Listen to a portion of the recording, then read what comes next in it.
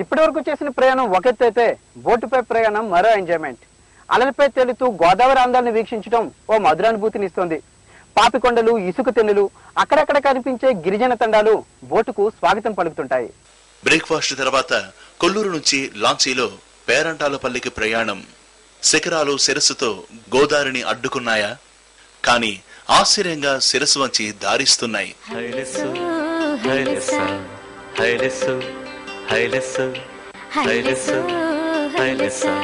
సూర్యుడైనా సలవ చంద్రుడైనా కోటి సుక్కలైనా అష్టదిక్కులైనా నువ్వైనా ఆహా నేనైనా ఆహా రేవైనా ఆహా నావైనా సంధాన మీనాల సందమే. జనాన్ని మోసుకెడుతున్న జలహంసలివి. టూరిజం డిపార్ట్మెంట్ జలహంస పేరంటాలపల్లి చేరింది. అందాలను ఆస్వాదించనంటూ ప్రకృతి పేరంటానికి పిలిచినట్లుంది. ఇదిగో ఇక్కడ నది ఒడ్డున పెద్ద చింత చెట్టు. బాపు నుంచి వంశీ దాకా ఎందరో సినిమాలు తీశారు. వందల షూటింగులకు ఇది బ్యాక్ డ్రాప్ గా నిలుస్తోంది.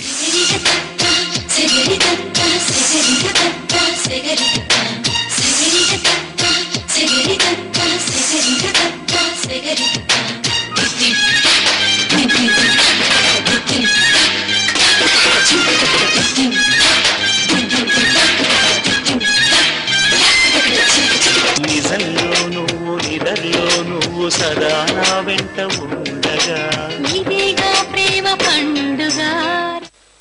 వెదురు పుష్పిస్తుందా? రకరకాల పూలు పూస్తుందా? శ్రమజీవులైన గిరిజనులు కళాత్మకంగా వెదురు పుష్పాలు విరబూయిస్తున్నారు. మరే వృత్తి తెలియదు, తమకు ఇదే జీవనాధారం అంటున్నారు.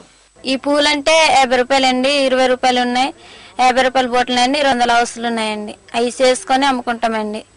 ఇక జీవనం అంటే ఇదేనండి. వ్యవసాయం అన్నది ఏమీ లేదండి మాకు. టూరిస్టులు వస్తే పువ్వులు కొనుక్కుంటారండి, కొనుక్కుండే వాళ్ళే కొనుక్కుంటారండి, లేకపోతే లేదండి, అలా వెళ్ళిపోతారండి.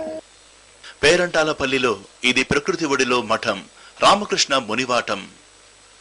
మహామహులు ఇక్కడ తపస్సు చేశారని విశ్వాసం. పక్కనే ప్రవహిన గలగల సెలయేరు. ఇక్కడ శబ్దం చేసే హక్కు జలపాతానికే ఉంది. మనుషులు మాట్లాడడం నిషేధం. గిరిజనుల మనస్సులానే ఎంతో స్వచ్ఛమైన నీరు.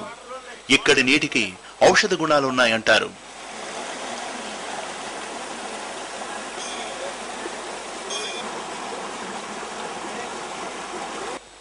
ఆధ్యాత్మిక తీరంలో ఒక పుణ్యధామం మునివాటం.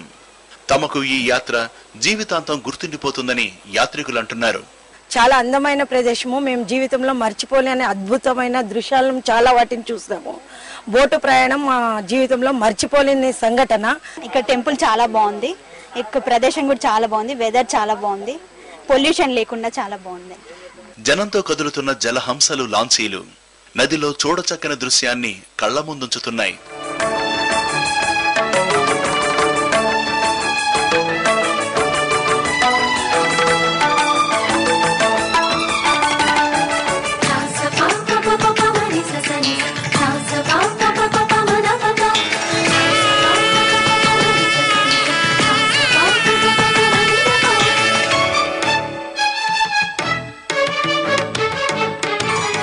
సుందరగిరిల పాపికొండలు, గోదారమ్మ అందాలకు సెగ పువ్వులు. నాసిక్ లో పుట్టి తెలుగు నేలను సస్యశ్యామలం చేయడానికే ఆ నడకలు. గంభీర గోదావరికి అందుకే అంత గర్వం. వేదమంటి మా గోదారి, శబరి కలిసిన గోదారి, రామచరితకే పూదారి. ట్రిప్ మాత్రం చాలా బాగుండే. నాకు మళ్ళీ రావాలనిపిస్తుంది. మళ్ళీ మా ఫ్రెండ్స్ ని తీసుకొని షూర్ గా వస్తాను నేను. బ్రతుకు తెరువు ఎదురీతేగా ఉప్పొంగిరి గోదావరి, ఊగిందిరి చేడుబడి, గోదావరిలో నీరాంబరి, మాసీమ చేచినాంబరి.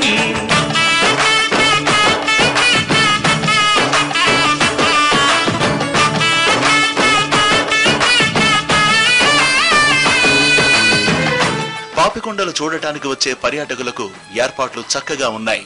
మంచి అనుభూతిని, మనోల్లాసాన్ని కలిగిస్తున్నాయి. సుందర గోదావరికి పాపికొండలు మరిన్ని అందాలు అద్దాయి. వేదంలో ఘోషిస్తూ ఈ గిరుల కురుల మధ్య ఓ పాపిటిలా సాగిపోతూ ఉంటుంది. ఎన్నో సినిమాలు ఈ తీరం వెంబడే ప్రాణం పోసుకున్నాయి. కౌల కళాల్లోనూ ఈ గోదావరి ప్రవహించింది. అందుకేనేమో వయ్యారి గోదావరికి అంత గర్వం. ఒకసారి వచ్చిన వాళ్ళు మళ్ళీ రెండోసారి తరచూ వస్తుంటుంటారు ఇక్కడికి. 2 సార్లు 3 సార్లు అలాగ వస్తుంటారు. ఒక రోజు ఉందామని వచ్చిన వాళ్ళు మళ్ళీ రెండో రోజు కూడా ఉండిపోతుంటారు సాధారణంగా. వెళ్ళేటప్పుడు ఇక్కడ అదే మేము ఇచ్చే ఆహారం దాని గురించి చాలా బాగున్నాయని మరీ చెప్పి మాకు వెళ్తుంటుంటారు. గోదావరి గంభీరంగా ఉంటుంది, తన లోతెంతో తెలుసుకోమంటుంది.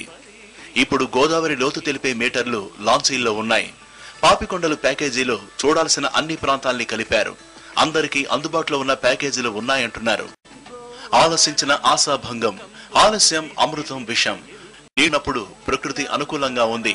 పాపికొండలను చూడటానికి ఇది మంచి తరుణం. రొటీన్ లైఫ్ నుంచి ఒకంత ఊరటగా కాంక్రీట్ జంగిల్స్ నుంచి జంగిల్స్ వైపు నడకలు సాగించవచ్చు. నదిలో నావల్లో పయనించవచ్చు. కలిసిన గోదారి రామచరితకే పూదారి